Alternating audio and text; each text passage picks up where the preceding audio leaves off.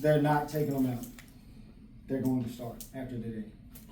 Because somebody's got a bunch of excessive accelerations and they have not been docked for it. So it's going back to where it was. So these are just some tips Daniel gave us this morning. Some safety driving tips. Number one is your pre-trip checks. It's not go out there and kick a tire. Oh, it's good. Let's roll. We seen what happened with the trailer this morning. This sucker was like this. So we got to make sure though that we're doing that.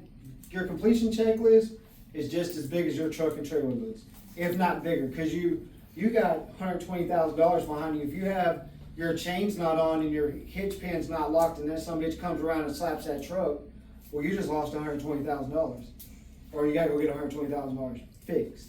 So everything on that list, it's not, oh yeah, it was good last week. Anything can change in 24 hours. So make sure them checklists are done and everything is checked off. Yeah, I compare this to y'all. Has anybody ever watched Olympic? Have y'all ever watched Olympic people run? Mm-hmm. Have you like watched a race? Have you watched like an Olympic person race? Look, when they get down, they're here, and then when they're out, they're here like this. Have you ever seen any of them start like this? No. No, because it's how you start, it's probably how you're going to finish, right? Mm-hmm. So that's why you got to look at that. Same thing. If you'll start right, you're going to finish right.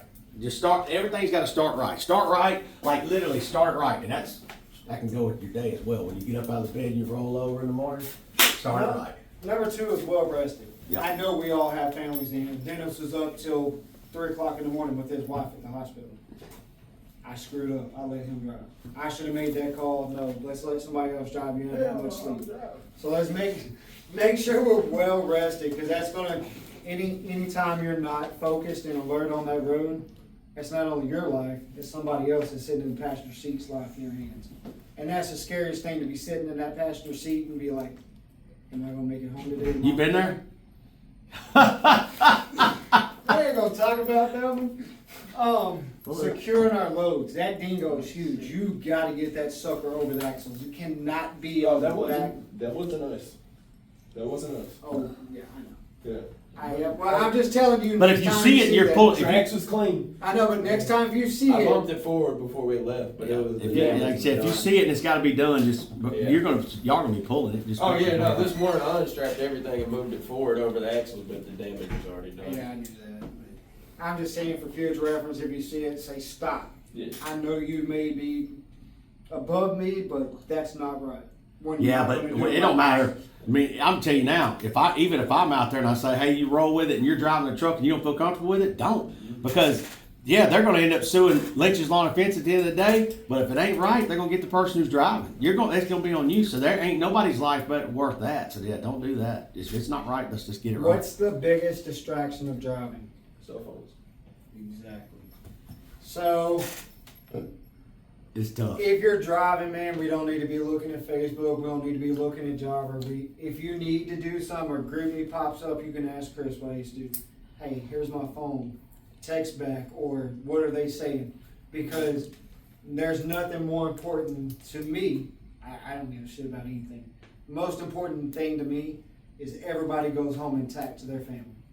I could care less if you don't complete that job. If you don't go home to your family that day, that would weigh on me too heavy. So distractions while driving, I understand some of us do it.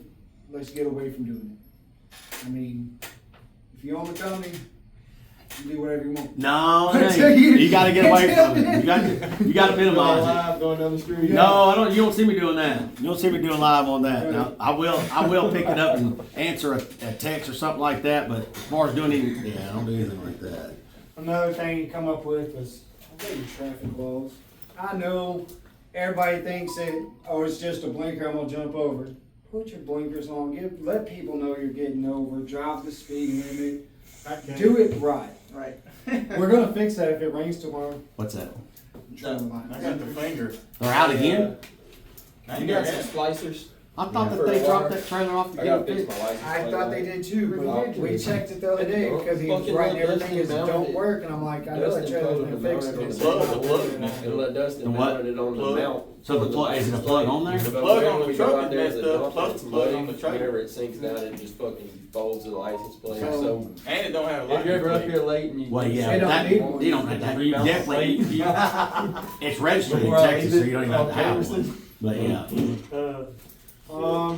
Defensive driving, what does that mean? Not offensive. Man, that's a good start. Yeah, that's a good start. Man, it means keeping a little Looking bit of out for room. fucking idiots. Yeah, I mean, y'all got these trailers behind y'all. You aren't gonna stop like a little Fiat or something. You're not gonna stop that thing on job. So make sure you leave a little room in between y'all.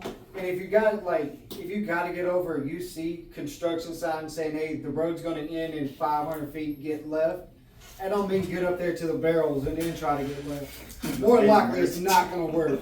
Yeah. Especially if I'm in my personal cars. I'm gonna ride by you like this. I mean, that's just honest. You seen the same sign I seen, you didn't get over, that's on you. And it wouldn't be no big deal if every car kept you there for 6 hours driving past you. Because we gotta obey what's going on. We gotta be visual of what's on that road. And it's just like you gotta be visual of what's in front of you too. If there's 2x4s and pickets on the ground, you're not gonna just run them over, are you? You're gonna say, oh shit, let me swerve over or let me stop or something. Same thing with everything else according to your traffic laws. Oh, that's a tough one I right there. guess we'll go to number 7. Stop and let people in. Don't be that prick. I'm It's trying a- to get better at that. You're representing, y'all gotta remember, you're representing your company, you're representing our team, and when somebody wants to get over, and that they've run up there and you've waited 10 minutes in line on East 70th, and they just come around the end, it's at the end of the table down there. I tell y'all from 7 to 5, I let everybody in. 5:45 when I get my personal vehicle. We're both ready. But I can tell you, Dennis will probably tell you the same thing, when you get up there about 47, 48, 49, 50, do you do it, Dennis? You just let them over now, don't you? I let them pass. Yeah. Let them pass. Used to, oh, you ain't getting there. No, I don't really care. Dude, when you had that red Dodge, yeah. Woo, Yeah, yeah. I'm just going to use the example he used this morning. Y'all remember that old lady that smoked that guy? What was it, last week? No, it was like it was about a year and a half ago A year and a at half ago? Willis Knighton over there in Bossier. She smoked him because they had road rage and he got out with a billy club and she says, all right, clock, clock. So, I mean. Yeah, she was you like never- 70 years old. You know, that Yeah. road rage, Too old to fight. Yep. that road rage is all good until somebody pulls out a gun on you and you're sitting there with your fist. Well, to me, it boils down to what, just like I told y'all this morning. Man, it's just like somebody on the other side of a computer or somebody on the other side of a phone. You might be just playing with them. That person on the other side, you don't know what their intentions are. So, just, hey, be You don't mindful. know if they're rushing to the hospital because their dad just had a heart attack and now you're being a road rage driver and then they're just like, fuck it, I don't have nothing to live for now, so I'll shoot you too. My dad's about to die, so what I don't have no wife and kids at home. You've got to be very, very conscious of what other people are.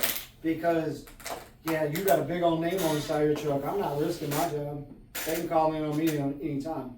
It's easier for me to have a nice day. See? Yep. You wave, because I can't tell you how many times I've been flipped off driving 5 miles an hour because people are running late.